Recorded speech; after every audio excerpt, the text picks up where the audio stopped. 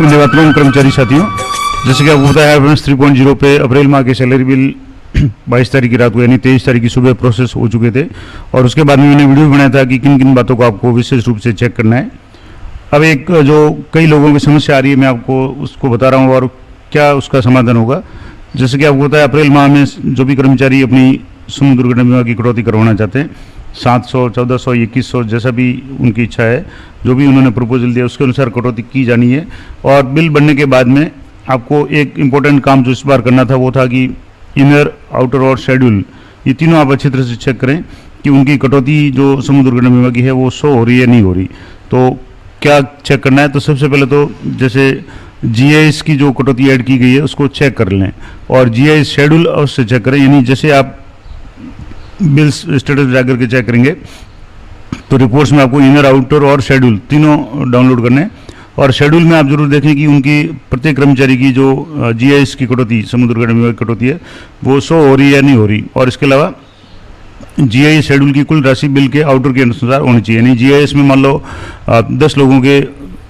श्रम दुर्घटना बीमा की कटौती है, किसी के 700 है, किसी के 1400 है, किसी की 2100 है और उसकी जो टोटल डिडक्शन है जीआईएस मॉड्यूल की वो डिडक्शन और आपके आउटर में जो डिडक्शन शो हो रही है वो समान है या नहीं, ये जरूर चेक करें। इसके बाद में अब कई लोगों के टेक्निकल इशू हो सकता है कि जिनकी जीआईएस कटौती की गई है उन सभी के नाम जीआईएस शेड्यूल में शो होने चाहिए, ये तो है। अब मान लो किसी कर्मचारी के इनर शीट में जीआईएस की कटौती शो हो रही है परंतु जीआईएस शेड्यूल में नाम नहीं आ रहा है, ये भी एक कंडीशन हो सकती है। और जो टेक्निकी कमी के कारण हो रही है मैं आपको बता दूँ क्या कारण है। सीधी सी बात है कि आपको इनर शीट डाउनलोड कर रहे हैं, जब किसी कर्मचारी की इनर शीट डाउनलोड करेंगे या इनर बिल का डाउनलोड करेंगे तो उसमें उसके जो डिडक्शंस और उसके अलाउंसेज यानी बेसिक डी, एचआरए जो भी उनको मिल रहा है वो शो होता है और एक साइड में उनकी कटौतियाँ शो हो रही है जिसमें एसआई की है, जीपीएफ की है, इसके अलावा इनकम टैक्स वगैरह है या जीआईएस की है। तो वहाँ तो कटौती में तो जीआईएस शो हो रही है परंतु जैसे आप शेड्यूल डाउनलोड कर रहे हैं शेड्यूल में उस कर्मचारी का नाम नहीं आ रहा है। तो ऐसी स्थिति में क्या होगा, तो आपको क्या करना है, तो एक तो आपको एम्प्लॉय मॉडिफिकेशन में जाकर के सबसे पहले फैमिली डिटेल्स में जाकर के स्कीम में आपको सेलेक्ट करना है जीआईएस और नॉमिनी ऐड करना है और उसके शेयर है वो आपको अपडेट करना है। ये हालांकि मैंने पहले भी बताया था। तो ये अगर मान लो नहीं किया हुआ है एम्प्लॉय मॉडिफिकेशन में जाकर के तो उस कर्मचारी के जो जीआईएस की कटौती तो शो हो जाएगी,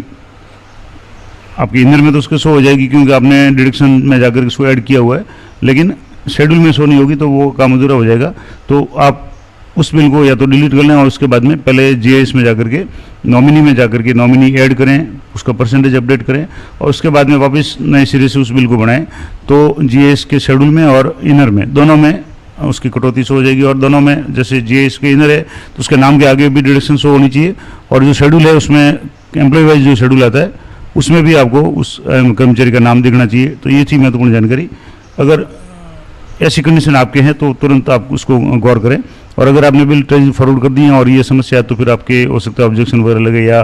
टेक्निकल प्रॉब्लम हो जाए, तो कोशिश करें इसको एक बार जरूर चेक कर लें। तो ये थी महत्वपूर्ण जानकारी अच्छी लगी तो वीडियो को लाइक करें, शेयर करें। मिलते हैं नेक्स्ट वीडियो में, तब तक जय हिंद, जय भारत।